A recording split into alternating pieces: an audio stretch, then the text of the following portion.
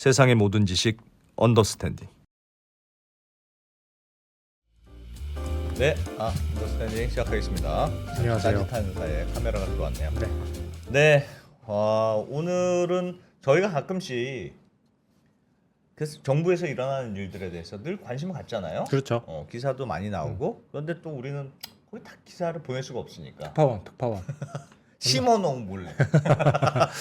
그래서 몰래 뿌락지로 심어놓은. 언더스탠딩 세종 특파원. 네, 한겨레 신문 박종호 기자님한테 요즘 오늘도 뭐 발표가 됐고 금투세 폐지라든가 이런저런 새로운 정책들이 좀 발표가 됐잖아요. 네. 그 뒷얘기도 좀 들어보고 어떤 영향이 있는지 자세히 좀 배워보겠습니다. 박종호 기자님 어서 오세요. 네, 안녕하세요. 네. 안녕하세요. 네. 오늘은 바쁘신 하루 아니었습니까? 오늘 기사를 많이 쓰고 왔습니다. 따끈따끈한 뉴스. 네, 오늘 대통령이 민생 경제 토론? 맞아요. 네? 뭐 이런 것도 했죠. 맞아요. 네. 지금 오늘 이제 주로 발표된 그 네 번째 민생 토론회였는데 여의도 거래소에서 열렸고요. 네. 이제 아무래도 이제 투자하시는 분들이 좀 관심이 많을 법한 그 금융 주식 관련된 정책들이 많이 소개가 됐고 새로 이렇게 뭐 세제 지원 방안 같은 게 좀 발표된 것도 있어서 그런 걸 좀 간단하게 설명해 드리고 예. 그 중에서도 특히 가장 논란이 많은 네. 금융투자소득세 폐지를 오늘 이제 다시 한번 추진하겠다고 재확인을 하는 그런 발표도 했었거든요. 예. 그래서 이 금융투자소득세라는 게 사실은 기사를 통해서 많은 분들이 알고 계시기는 하겠지만 네. 정확히 이게 어떤 부분이 좀 문제가 있어서 애초에 처음 이걸 도입하려고 했었고 어떤 과정을 거치면서 지금 이렇게 폐지로 가닥이 잡히고 있는 건지에 대해서 잠깐 좀 설명을 해드리려고 준비를 해봤습니다. 예. 네. 그럼 먼저 이제 자료 화면을 한번 보시면요. 네. 오늘 발표한 내용 이제 가장 중요한 거는 여러 가지 정책들이 오늘 발표됐지만 사실 가장 중요한 포인트는 세금 관련된 혜택을 늘리겠다라는 거였어요. 이제 뭐 어떤 얘기냐면은 금융상품이나 주식에 투자했을 때 뭐 중산층이나 이런 분들이 조금 더 돈을 많이 벌 수 있도록 정부가 세금 감면을 조금 더 확대하겠다라는 얘기였는데요. 예. ISA라는 상품은 잘 아시잖아요. 2016년에 유명하죠. 많이는 들어봤어요. 잘은 네. 모르지만. 지금 이제 뭐 이거 가입하신 분들이 거의 그 400만 명이 넘기 때문에 상당히 많은 분들이 가입해서 잘 알고 계시는 거고 요건 이제 그냥 대표적으로 뭐 그 중산층과 서민의 자산 형성을 지원하기 위해서 박근혜 정부 때 2016년에 만들어진 상품인데 네. 별명은 절세 대표 상품 뭐 그런 식으로 좀 많이 절세 부르는데 맞는 절세 통장? 맞는 뭐 통장. 그렇게 그렇죠. 불리더군요. 네. 그렇게 불리는 이유가 뭐냐면 이 계좌를 하나 만들어 놓으면 이걸 통해서 예적금뿐만이 아니라 채권, 주식, 펀드 뭐 이런 여러 가지 본인이 원하는 상품을 다 담아 놓고 거기서 이제 발생하는 수익을 어느 정도까지는 비과세 그리고 그걸 좀 넘어가도 굉장히 낮은 9% 세율로 과세를 하기 때문에 네. 이게 이제 사람들한테 그런 절세 맞는 통장이라는 별명이 붙은 건데요. 네. 이 지원을 좀 많이 확대해 주기로 했습니다. 이건 물론 법 개정 사항인데 보면 일단 납입 한도가 지금은 연간 2천만 원씩 1억 원까지 부을 수 있어요. 그러니까 금융상품이 1억 원까지 굴릴 수 있다는 얘기죠. 근데 이거를 4천만 원에 총 2억 원까지 그냥 딱 2배로 높여주기로 했고요. 그 다음에 비과세 한도, 그러니까 투자 수익이 일정 수익이 나도 아예 세금을 물리지 않는 비과세 한도를 지금은 이제 서민형 기준으로, 요거 이제 소득 기준이 있긴 있는데 예. 서민형 기준으로 최대 400만 원이었는데 이거를 1,000만 원까지 높이겠다. 2.5배 올리는 거죠. 이건 많이 올리는 거고. 예. 다음에 이제 좀 눈에 띄는, 그러니까 오늘 발표한 민생 토론회 정책의 가장 핵심 어떤 기조를 잘 보여주는 것이라고 생각이 돼서 빨간색 표시를 좀 해왔는데요. 이 ISA는 앞서 말씀드렸듯이 중산층 서민을 대상으로 한 지원 정책 상품이라 했잖아요. 중산층 서민을 위한 걸 뭘 보면 그렇다는 거예요? 그러니까 이걸 보면 그렇습니다. 그러니까 제가 여기 빨간색으로 표시해 놓은 금융소득 종합과세자 같은 경우에는 기존엔 ISA를 가입할 수 없었어요. 그러니까 금융소득 종합과세자는 간단히 설명드리면 투자해서 돈 많이 번 금융상품에- 사람들. 그렇죠. 2천만 원 이상. 맞아요. 이자와 배당 소득으로 받으신 돈이 연 2천만 원이 넘으신 분들은 네. 그 이자 배당 소득을 별도로 과세하는 게 아니라 별도로 과세할 경우에 이제 14%로 이제 금융회사가 그걸 떼고 지급을 해주고 있는데 그게 네. 아니라 자기 사업소득이나 근로소득이랑 합쳐서 최고 45% 세율로 과세를 하잖아요. 그렇죠. 근데 이런 분들 같은 경우에는 그러니까 예전에는 ISA 가입 3년 전에 자기가 한 번이라도 금융소득 종합과세자로 신고가 됐었으면 이 상품에 가입이 안 가입을 할 수 없었는데 아. 이런 분들이 가입을 할 수 있는 특정 특별 상품을 우리가 한번 만들어 보겠다. 다만 이 특정 상품은 조건이 있다. 국내 투자형 ISE여야 한다. 아, 이것은 해외는 뭐- 안 되고. 맞습니다. 조건이 더 붙는데 구체적인 조건은 그런 거예요. 국내 주식에 직접 투자해서 그 계좌에 담거나 아니면 그 국내 주식에 한 60에서 70% 정도를 이렇게 투자를 한 그런 펀드에 투자를 하거나 이 두 가지만 투자를 할 수 있다는 거예요. 이런 좀 자산가분들은 금융 자산가분들은요. 야, 근데- 그러니까 그 취지는 그러니까 원래 돈 좀 많은 사람들한테는 ISA 우리는 돈 많이 버니까 네. ISA 뭐 우리가 세금 깎아줄 필요 없어 하고 네. 아예 제껴놨는데 맞아요.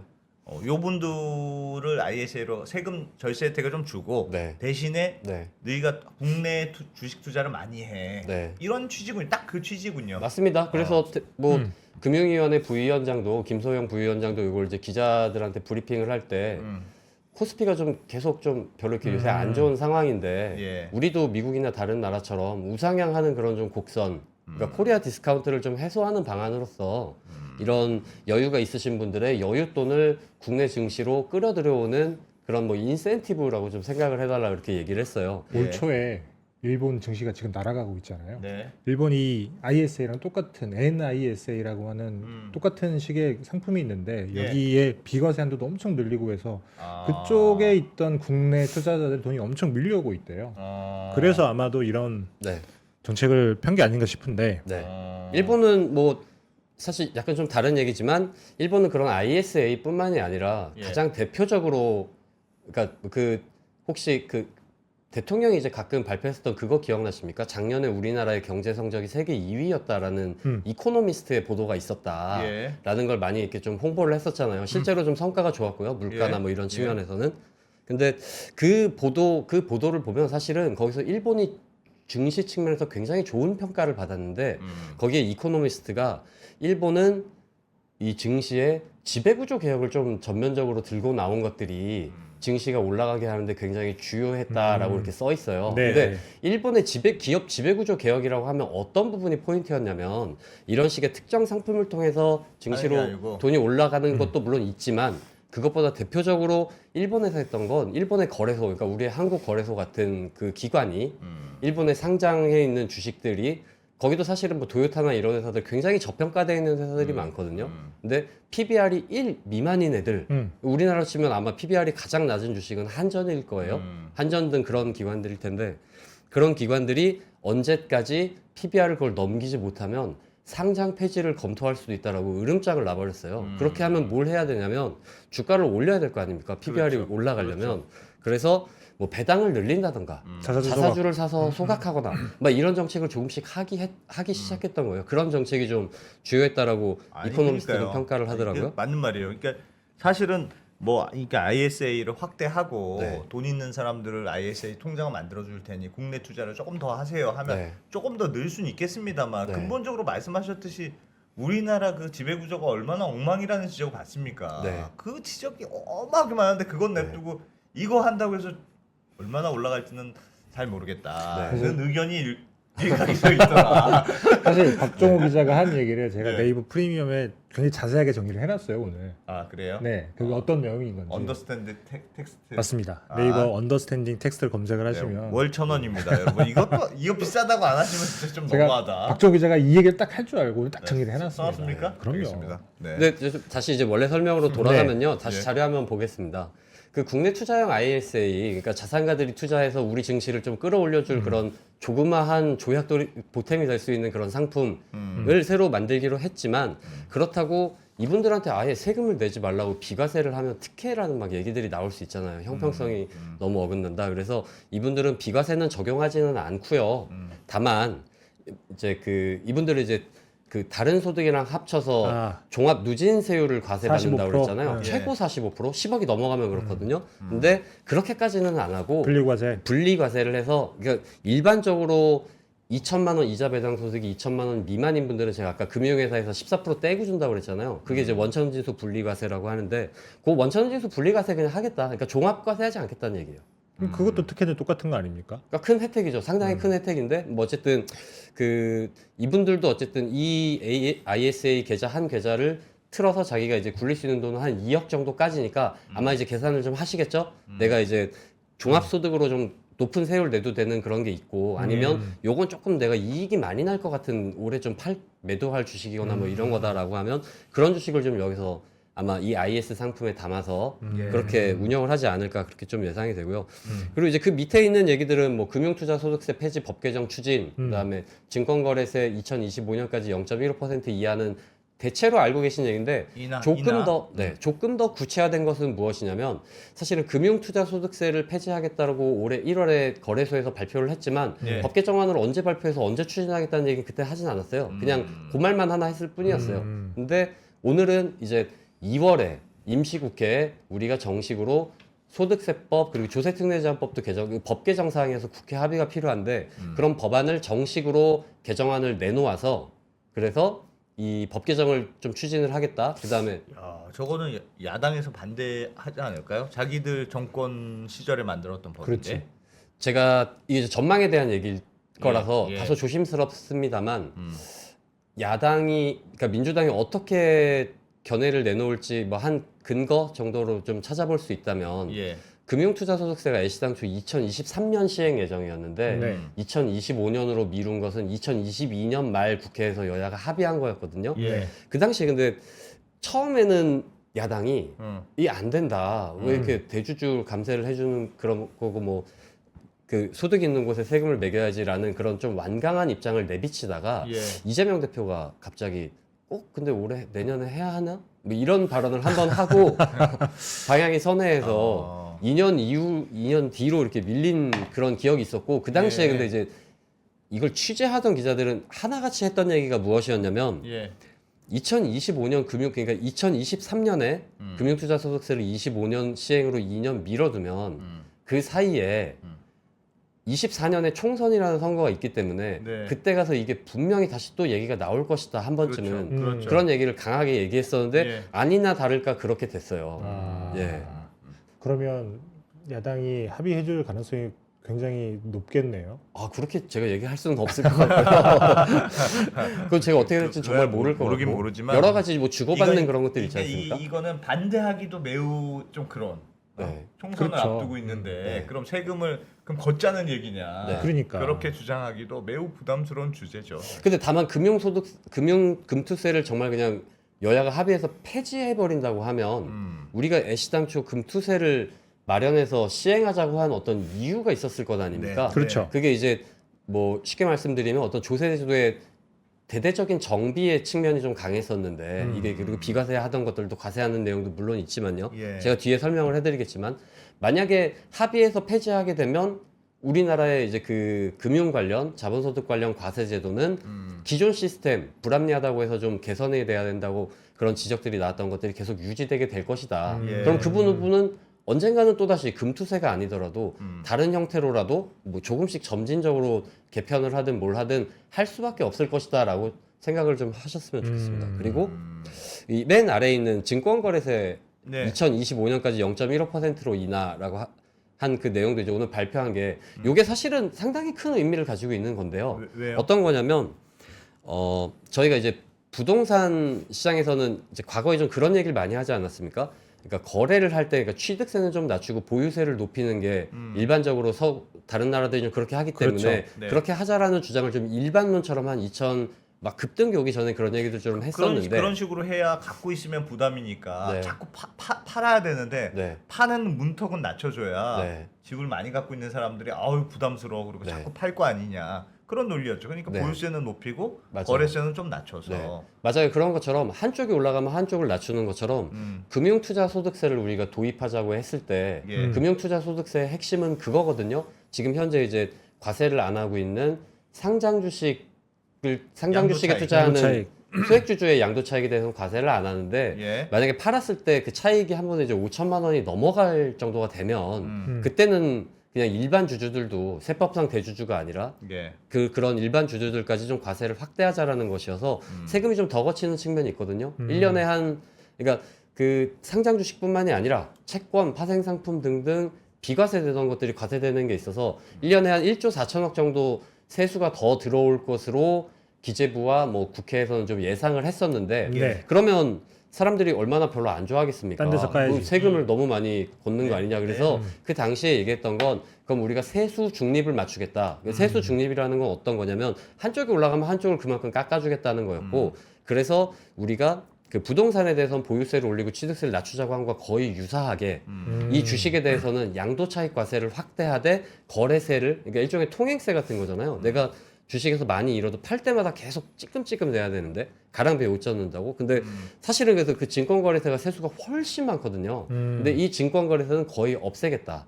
그러니까 왜냐하면 증권거래소는 내가 마이너스 나도 무조건 팔면 무조건 세금 내야 되니까. 네, 맞아요. 왔다 갔다만 하면 무조건 내야 된다는 뜻이잖아요. 맞아요. 그래서 그러니까 그 동안에는 네. 이 방향이 맞느냐에 네. 대한 고민은 있었던 게 사실이죠. 그래서 연초에 대통령이 그 금투세 폐지를 발표했을 때 많은 기자들이 이제 질문했던 내용은 그거였습니다. 그럼 거래세는 어떡할 거냐?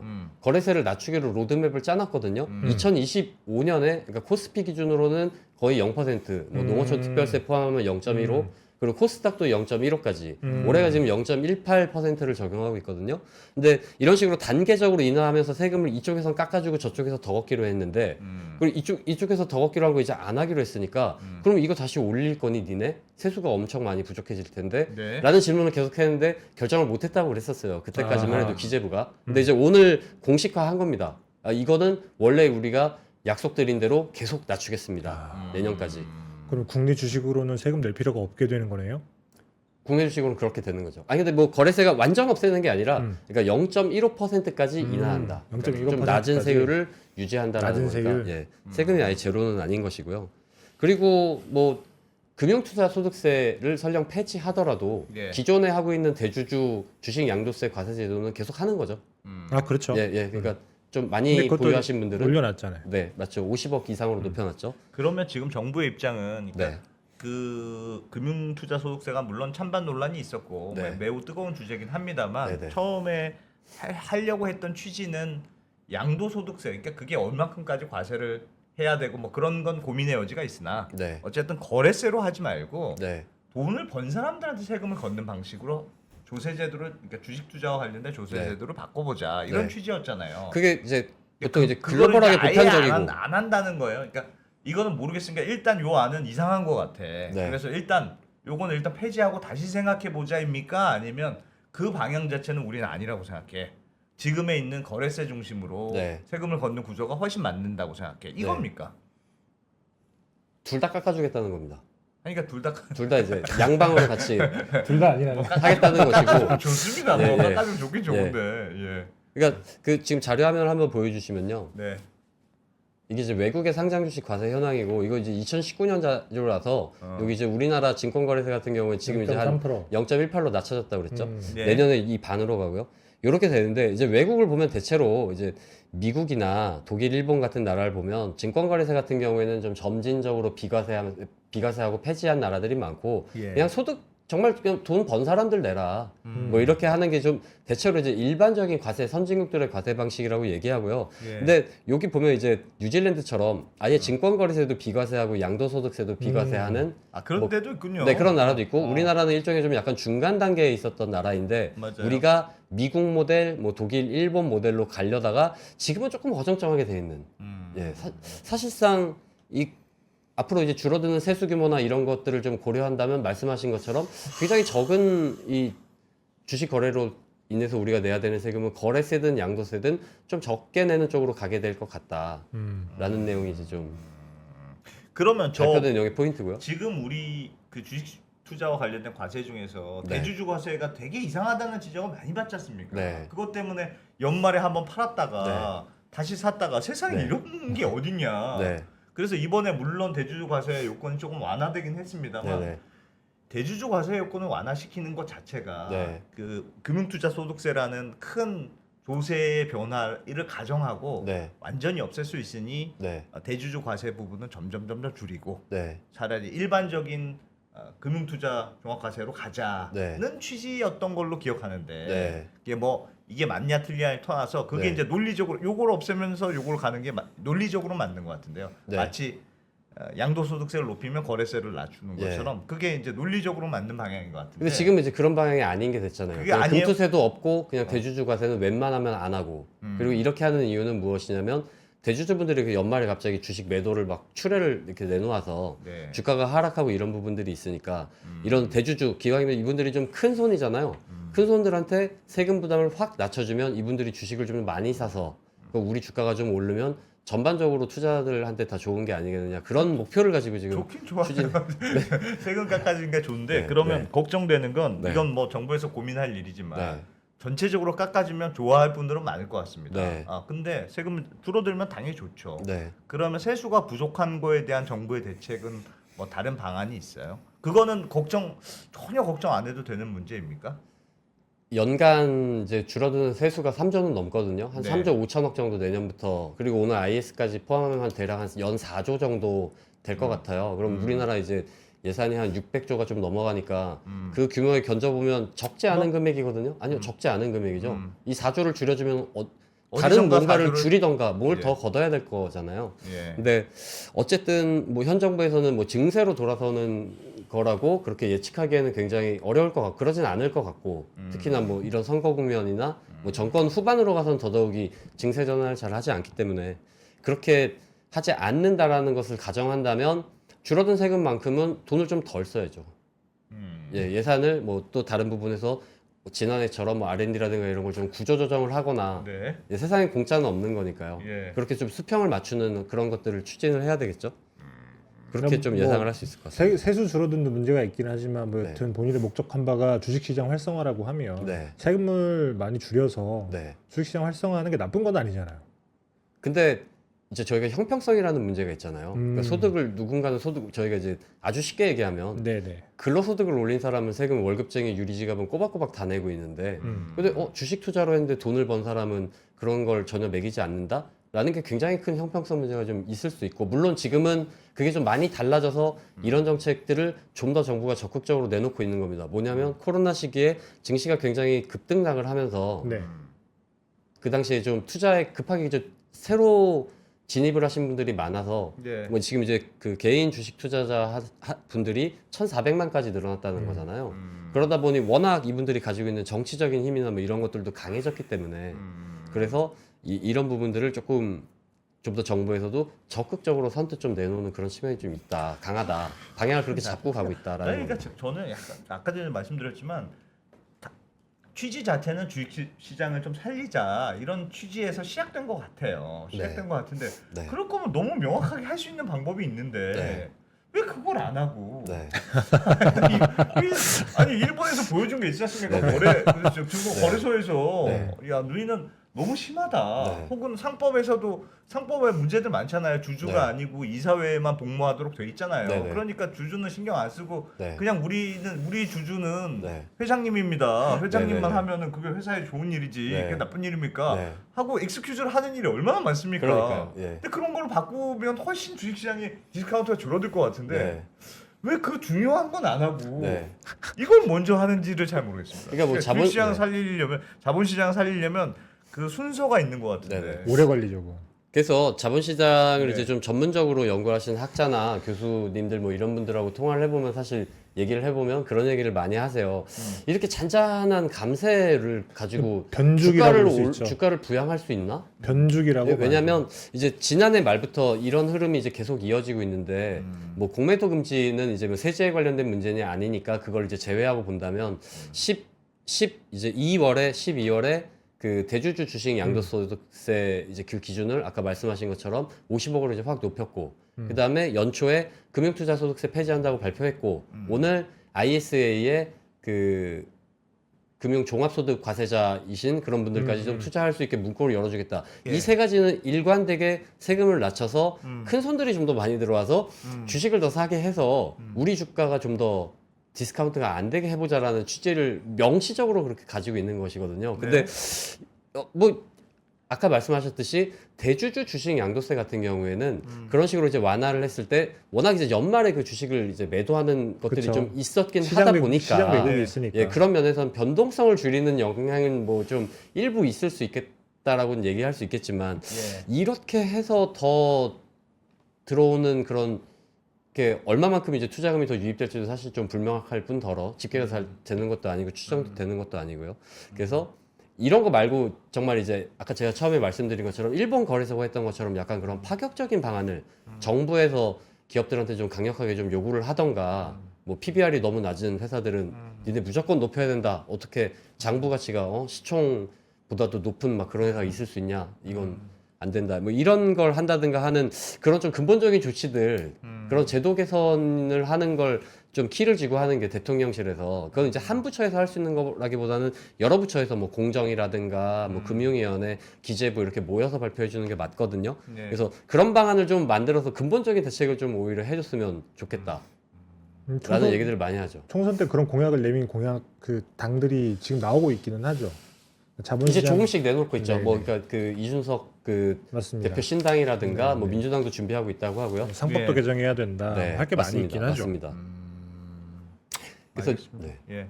이런 내용들이 이제 지금 이루어지고 있고 어쨌든 이제 오늘 또 다시 금융투자소득세 폐지라는 것을 굉장히 명시적으로 밝혔기 때문에 이제 아예 어제는 좀 이례적으로 세제실장이 그 기자들 대상으로 브리핑을 하면서 그런 얘기까지 했어요. 우리가 2월에 이 법안을 개정안을 국회에 낼 건데 가급적 총선 전에 여야가 합의를 해서 시행을 해줬으면 좋겠다.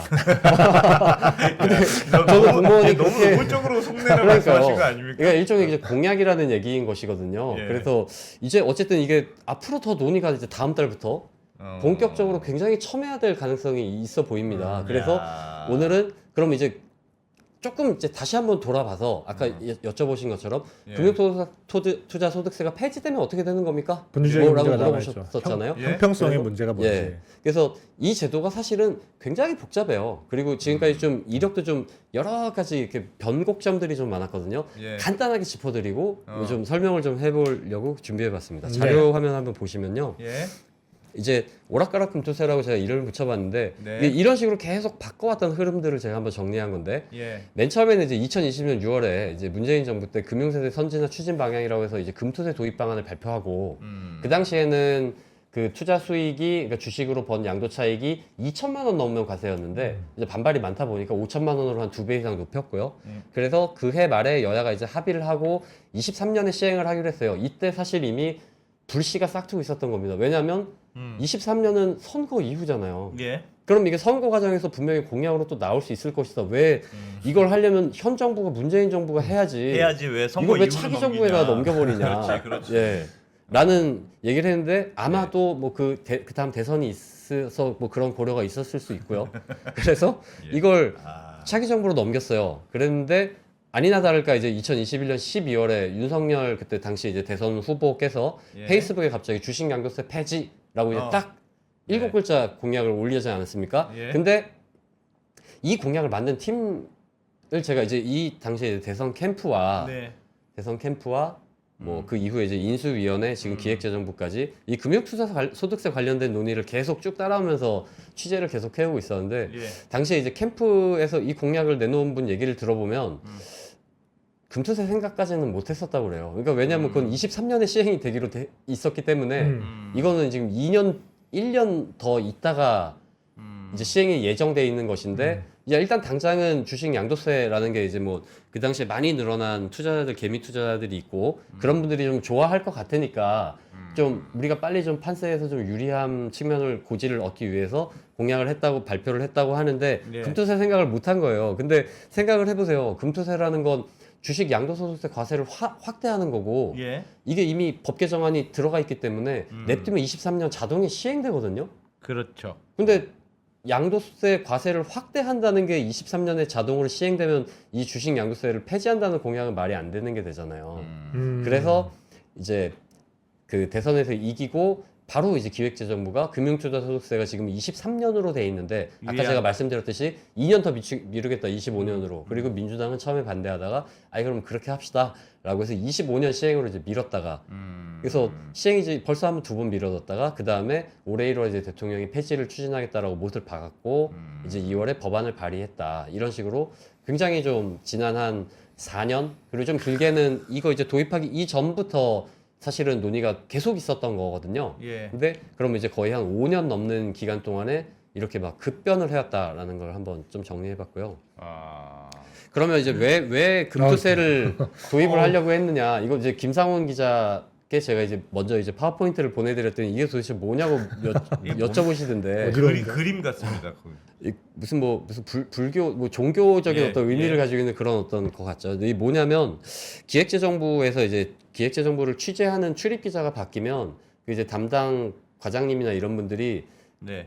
어려운 좀 예산제도나 세금제도에 대한 설명을 좀 해줘요. 예. 해주는데 그 금융 담당하는 금융세제 과장님이 처음에 온 기자들한테 우리나라의 현재 금융 상품에 대한 과세 제도가 이렇다라는 걸 설명해 준 자료예요. 설명해 준 자료인데 근데 저는 이제 처음에 이걸 보고 아 이분이 우리가 취재를 하길 원하지 않는 것 같다. 일부러 꼬았네. 몰랐으면 좋겠다라는 생각이 와. 처음에는 들었는데요. 근데 문제는 뭐냐? 제가 지금은 이제 그 금융 상품된 관련된 얘기를 저 이제 취재를 뭐 몇 년째 해왔으니까 예. 지금 와서 보면 이것보다 제가 보기엔 더 잘 정리할 수는 없어요. 이거 정말 기가 막히게 정리한 기가 막히게 것이고, 잘한 거예요? 네, 정말 기가 막히게 잘 정리한 것이고 와. 지금 좀 약간 이해한 측면에서 보면 옛날 쪽지 무슨 시험 공부할 때 이렇게 컨닝 페이퍼 만들듯이 하는 그런 것 같습니다. 네. 그리고 이게 이제 다음 장 보시면 이 다음 장도 마찬가지로 이제 우리나라의 이제 과세 제도가 이렇게 돼 있다라는 걸 이제 보여준 건데 와. 뭐 간단하게 말씀드리면 그런 겁니다. 지금 우리나라 소득세법에는 금융상품 관련된 과세를 열거주의라는 얘기를 아시나요? 그러니까 세법에 열거한 것, 네. 우리가 세법에 쓴 것만 과세한다. 네. 조세 법률주의라고 얘기하는 것처럼 그렇게 돼 있고 그리고 거기에 들어가 있는 그러면 과세는 어떻게 하느냐? 이자 소득, 배당 소득은 이러이러한 것입니다. 이런 것은 아까 말씀드렸듯이 원천징수 과세를 그러니까 14%로 하거나 2천만 원이 넘어가면 종합과세를 합니다라고 돼 예. 있고 그게 아닌 다른 금융상품들은 양도차익 과세를 하는데 그 대상 상품들은 이러이러한 것들이 있습니다. 라고 이렇게 써 있거든요. 이렇게 되면 문제가 뭐냐면 금융시장이 계속 발전하지 않습니까? 저희가 모르는 금융상품이 쏟아지고 그러면 할 때마다 추가해. 뭐가 나올 때마다 하나 새로 추가해야 되고 예. 뭐 하나 새로 추가해야 되고 막 그런 문제들이 생기는 거예요. 그러다 보니까 지금은 세제 제도가 다 제각각이에요. 그러니까 심지어 어떤 식이냐면 뭐 어떤 상품은 양도 차익이 발생했으면 양도 차익 과세를 해야 되는데 그러지 않고 배당 소득 과세를 하는 경우가 있고 뭐 쉽게 설명드리면 우리가 이제 펀드에 투자해서 그 펀드가 상장 주식을 또 재투자해서 근데 그 펀드가 상장 주식을 팔아서 양도 차익이 발생했다라고 하면 그 펀드에는 비과세를 하고요. 그리고 이 양도 차익이 결과적으로 이 펀드를 통해서 펀드의 투자자한테 분배가 될 때, 배분이 될 때는 배당소득. 배당소득으로 과세를 해요. 네. 배당소득으로 과세를 하는 문제가 있고 또 마찬가지로 이 펀드가 예를 들어서 채권에 투자해서 채권을 잘 팔아서 양도 차익이 발생했다라고 하면 거기에는 양도소득 과세를 해요. 하지만 또 가만히 생각해보면 개인이 그냥 그 펀드를 거치지 않고 내가 직접 채권을 사서 양도 차익이 발생하면 세금을 매기지 않거든요. 그렇죠. 이런 식으로 세금이 되게 제각각인 문제가 있는데 그걸 좀 통일하겠다라는 취지가 금융투자소득세 애시당초 도입을 하겠다는 이유였거든요. 자료화면을 다시 보시면 이 복잡한 금융상품이 제각각 어떻게 돌아가는지까지는 뭐 굳이 막 이 증권사에 계신 분이 아니면 아시지 않아도 될 것 같고 여기입니다. 여기. 지금 이게 현행, 이 과장님이 친절하게 써주셨죠. 예. 현행이 이렇게 엄청나게 복잡하게 돼 있어요. 예. 이거를 금투세, 여기 빨간색으로 쳐 있는 하나로 바꾸다. 예, 이렇게 돼서 이쪽으로 이렇게 하나로 이렇게 싹 뭉친다. 자본 그러니까 돈을 굴려서 이득을 보면 다 세금을 내라. 이게 자본이득세 네. 개념인 거잖아요. 맞습니다. 그렇게 맞습니다. 바꾸겠다는. 맞습니다. 그리고 그거를 좀 더 제가 이제 좀 더 조금 자세하게 좀 더 설명해 드리면 뭐 이런 식입니다. 그러니까 금융투자 소득도 뭐 되게 많은 지금 이제 금융상품에 투자한 소득 제각각 과세하는 여러 가지를 그냥 두 그룹으로 딱 쪼개는 거예요. 주식 유형의 그런 어떤 상품군, 그 다음에 그 이외의 상품군으로 분류해서 주식 유형의 상품군, 제가 여기 빨간색 표시를 한 요 유형의 상품군은 얘네들끼리는 한쪽 종목에서 좀 까이고 한쪽 종목에서 벌고 뭐 이러면 지금은 번 종목에 대해서는 그냥 무조건 세금을 내야 되잖아요. 그게 아니라 이 종목끼리 묶어서. 합쳐서 총 그 수익, 총 이익에 대해서 과세를 하고 그리고 얘네 같은 경우엔 뭐 5천만 원이 넘지 않으면 뭐 과세를 하지 않는다 막 이런 게 있고 그 이외의 상품 제2그룹에서는 뭐 250만 원까지 이제 공제를 해주고 뭐 이 상품들도 같이 묶어서 소득과 손실 뭐 이런 걸 좀 합쳐준다라는 걸 좀 기본적으로 하고 있는 제도인 겁니다. 알겠습니다. 네.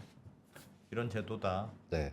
그래서 만약에 이 제도를 그냥 지금 대통령이 밝힌 대로 만약에 폐지를 하게 된다면 저희가 그 다시 한번 자료 한번 보시면요. 제가 보여드린 그러니까 지금 이 체대로 다시 돌아가는 거라고 보면 되는 거예요. 그러니까 요렇게 갔어야 되는데 글씨는 잘 안 보이지만 하여튼 네. 복잡한 것 같은. 네. 그러니까 이게 한 칸에 이렇게 정리가 돼 있는 게 이렇게 여러 가지 칸으로 나와 있는 그래서 금융상품에 투자한 사람별로 뭔가 좀 과세 방식도 다르고 소득을 잡는 방식도 다르고 형평성 문제가 생기고 이러면 이제 아무래도 투자자들 같은 경우에는 좀 더 절세 혜택이 높은 쪽으로 좀 몰려가지 않겠습니까?